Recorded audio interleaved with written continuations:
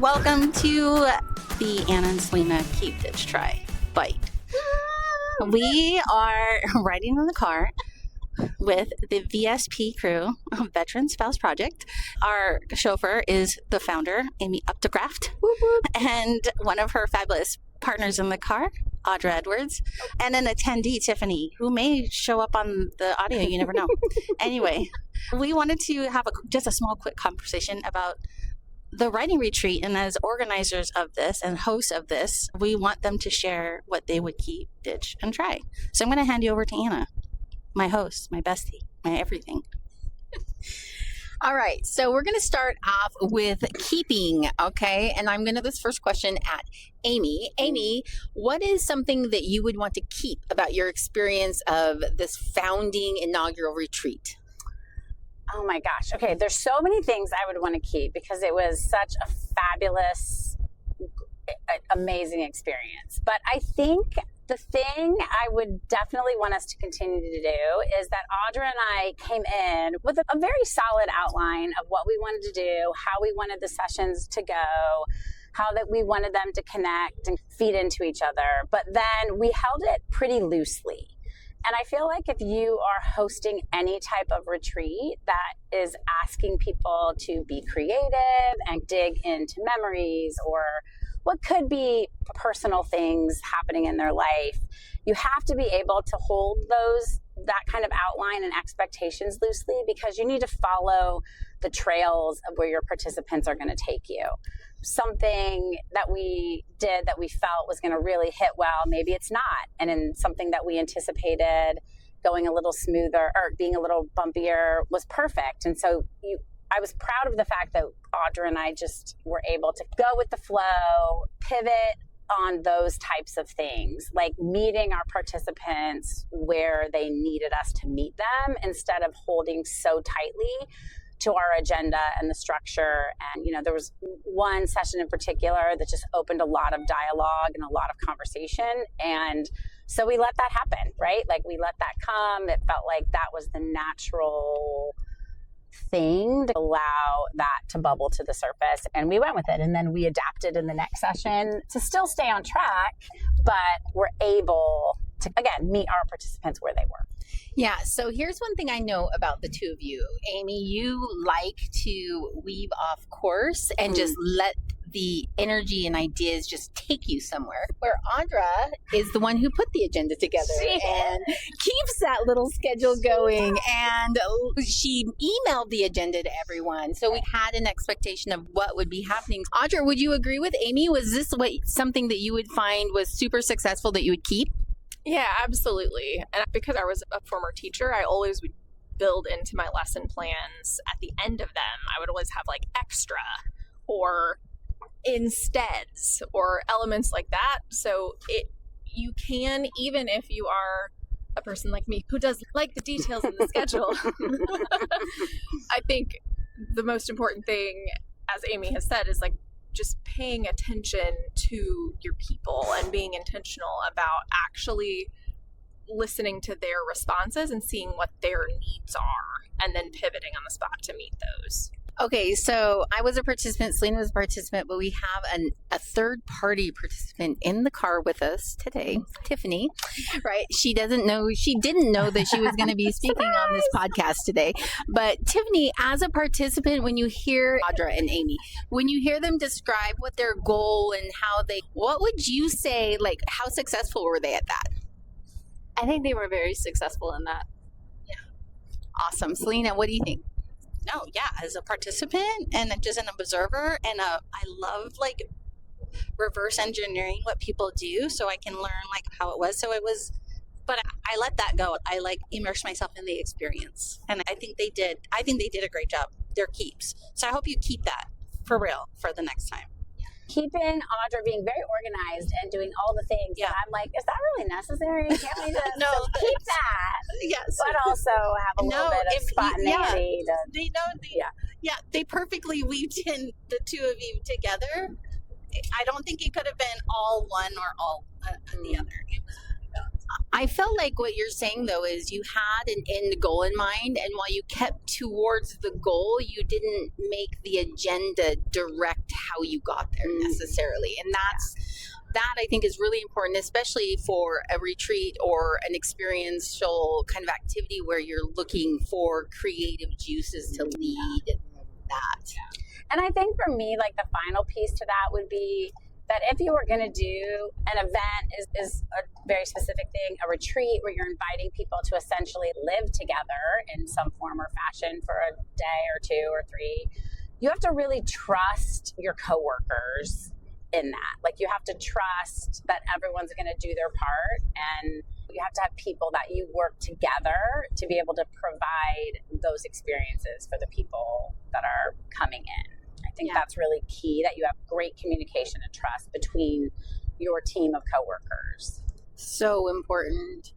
Okay, so let's move on to ditch, right? All right, Audra, we're going to start with you this time. If there was one thing you were going to ditch where you're like, next year when we invite the exact same people back to this retreat because it was magical, what is it that you're going to just boot out the door and say, not going to experience that again?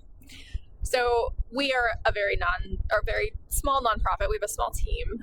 And so because obviously funding for many organizations is always an issue. And so with our events, we decided to combine our staff and our writing retreat and our board retreat all in one go so that we had fewer travel expenses. That is a lot. And I think Amy and our brains are dead after facilitating for the writing retreat. And so I think like knowing that it is a lot, and if you have anything come up, which we did because we dealt with some snowy weather in the mountains of Tennessee and ended up having to transition from one Airbnb to the next, so one location to another. And so if anything goes wrong within that time frame and you've chocked it full of trying to get all of your things in at once, that can mean that you end up not being able to do that. And we still have done the things, but we're a little tired. So I would say that would be something that I think for next time, if we could find a way of not chalking all of those things together, I think that would be my advice. I feel like that is the plight of every small business owner, where you're wearing every single hat all the time.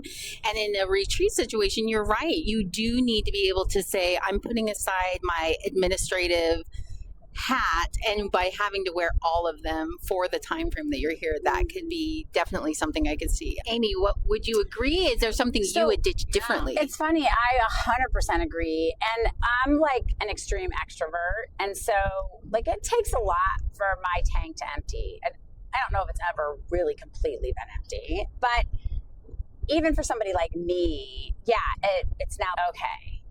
That is just a lot of shifting of what we're talking about and what the focus is, and shifting from the business side to the creative side to the strategic planning. Like just a lot of required energy that I think probably it would be better suited if we could give ourselves some rest and breaks between it instead of trying to put everything together. But it's funny, and this sounds like I'm lying, but I'm not. I actually don't know that as far as the retreat itself went, I would ditch anything. I would love for us to have enough funding to give everybody their own space and room, because I would have loved for there to be a little more time for people who wanted and I'm not one of these people, but I appreciate that there are these kind of people who just wanted maybe a little more singular time to work, or to just have some time to themselves and let some of the stressors of life roll away. And because, again, we're a small nonprofit, we had to have people share rooms and share spaces. And we're all close enough that it was so lovely and fun and amazing. But I would love to be able, if that time ever came, to be able to provide a space where there could be a little more, are you somebody who wants to share a room and get to know someone and be social and make new community? Are you someone who just would love to have your own room and the chance at the end of the day to close the door? But that's just really a funding issue, not something I would get rid of. So what Amy's saying is she'd like to ditch to have to make that kind of a decision. You know what I mean? Yeah. And I want to just mention one thing about what Audra said about just, it's that brain power that you have to like give to each aspect of your business. And so this is a lot, and I could not imagine having, but you got to do what you got to do too. I get it. If you have the option, ditch it and make each experience so that you can give 100% to this aspect of why you're on the trip or the retreat or the whichever. Shall we try it? Shall we switch into try? Okay, Amy, if you could, on the next one that we know we're going to have with the same exact people, Yes.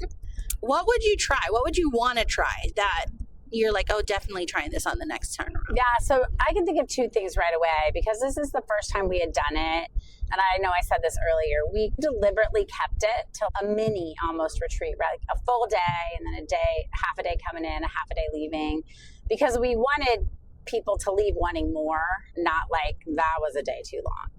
But honestly, now that we've done it, I do feel like it could be one more day, or it could be a little longer. I think we were really, it made for a very full one day, and it would have been nice to be able to space out some of that a little bit more over the course of 2 days and allow us to expand a little bit more what we were trying to accomplish. And then for me, the second piece is if we had an extra day, I would have loved to have been able to incorporate more sharing of work within the community itself. It was a little bit of Audra and I guiding people through sessions and prompts and giving space, and still a lot of sharing, and everyone shared work and it was beautiful. But I would have loved to have been able to add a little bit more of one-on-one sharing with each other, finding somebody you really felt a connection to that surprised you, and sharing work. And kind of just, to me, that's just one more way to deepen a community's like vulnerability and trust. And I would have loved to have had a little more time to be able to do something like that.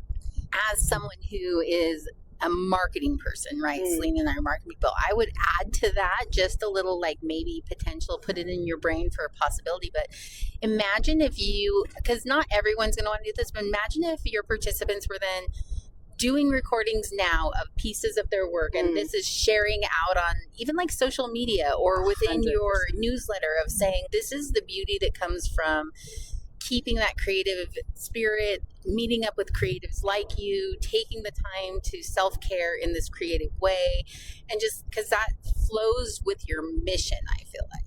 100%. Yeah. And that's something that we know as an organization we have to get better at. That, and I'm not trying to pat us on the back here, but we do very real, authentic, real work. Like, I'm really proud of the work that comes out of our organization. I would challenge anyone to call it anything than authentic and vulnerable and honest.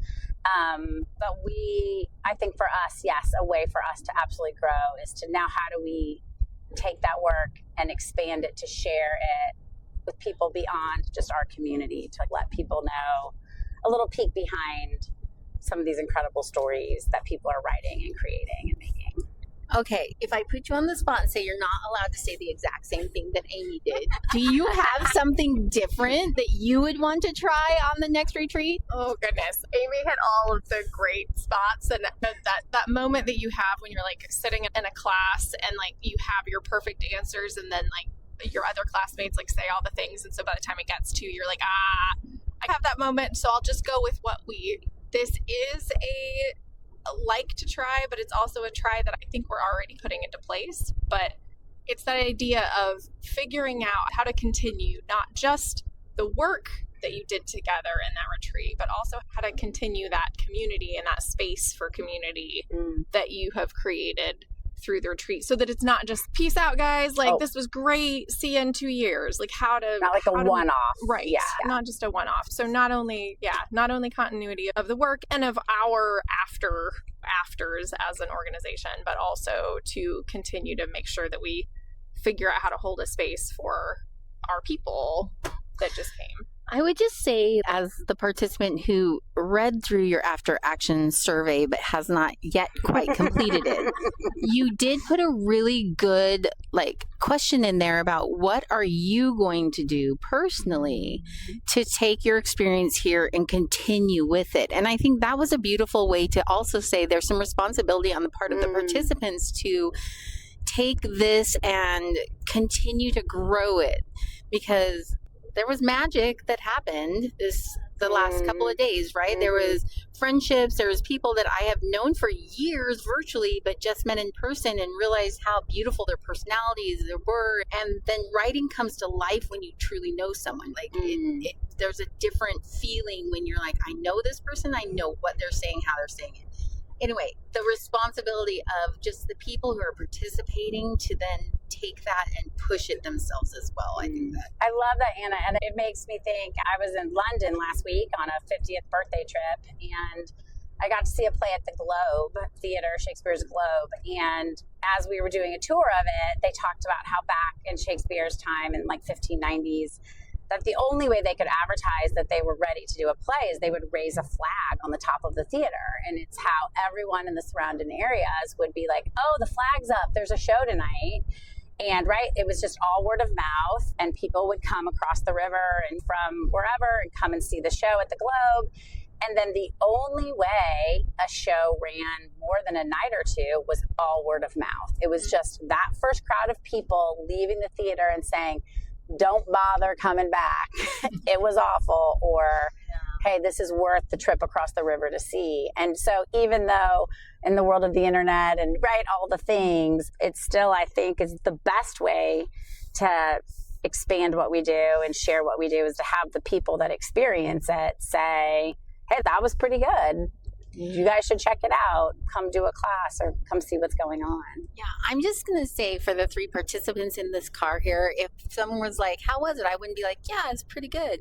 Like, I think I could find some better adjectives than pretty good to describe the last 3 days. I hope you use those. Pretty good was like the cookie you bought at the store, not the experience that I had. Anyway, it was beautiful. Okay, so we love to end these with kind of what would be your one takeaway you would want to leave with our listening audience? Hey, you're going to do a retreat. This is you've now heard our experience, what we would keep, ditch, try. Here's the one takeaway. If there's nothing else you get out of this, this is what I want you to get out of this. And I'm going to just tell you from the participant standpoint. There was a moment of like just conversation. It was one of those deeper moments in conversation. I was having my moment, and another participant sent me an entire chapter of a book that I read, and there was one line that came out of there, and it was basically something about, I can't fully quote it exactly, but paraphrasing said, sometimes the truths you tell are your biggest lies, and sometimes the lies that you tell end up being your biggest truths. And that hit me so hard in just the sense of what we were trying to do in telling our personal stories. Like the things that we've lived as military spouses, the things we've experienced as human beings, as sisters, as mothers, as children, as friends, all this stuff, and how we all see things through different eyes, and bringing together this group of people that I knew, some of you but not all of you, like really hit home. Like your truth might not be my truth, but it doesn't make it any less valid or beautiful or important to hear. And so that's my takeaway. All right, who wants to go first? Audra. Amazingly, I've got it. Because normally I'm like, catch me off the cuff and I'm just going to stare at you like with my mouth open like a codfish for a while. And it's funny because I actually said this during your retreat about writing, but I think it can apply to this too. Trust your work and trust your people. Do you have one that you would leave with our listening audience? Yeah, mine would just be like, I think it's similar to what Audra's saying, but I think a lot of times people come into our things or feel like they don't have a story to tell. I don't have anything to say, or I'm not creative, or I'm not fill in the blank. And I think my takeaway from this is that that's just not true. That's just universally not true. And sometimes the biggest gift you can give somebody else is telling your story, having the courage to tell your story. So for an organization, if you're looking to do a retreat or some type of an event, I'm just always going to, I can't help it. It's like the theater storyteller in me. I would just encourage you to find a way to, no matter what your work is or your business is, find a way to tap into people being able to share who they are and what they love and what makes them tick and their stories. And then that will only help connect them even more to what you're trying to share and talk about. I love that so much. And I'm feeling strongly right now that we should have a retreat every every month. I love it. I do want to say I thank you so much for like really putting in the hard work, for giving the people that you had with us on this last couple days, because I think the word is transformative for me and restorative. So I just want to say thank you. I loved both your takeaways. Tell everybody where they need to find you if they want to learn more about Veteran Spouse Project. Amy. I was actually going to be like Audra. You heard it here, folks, in the car. This is how it went down. www. Right.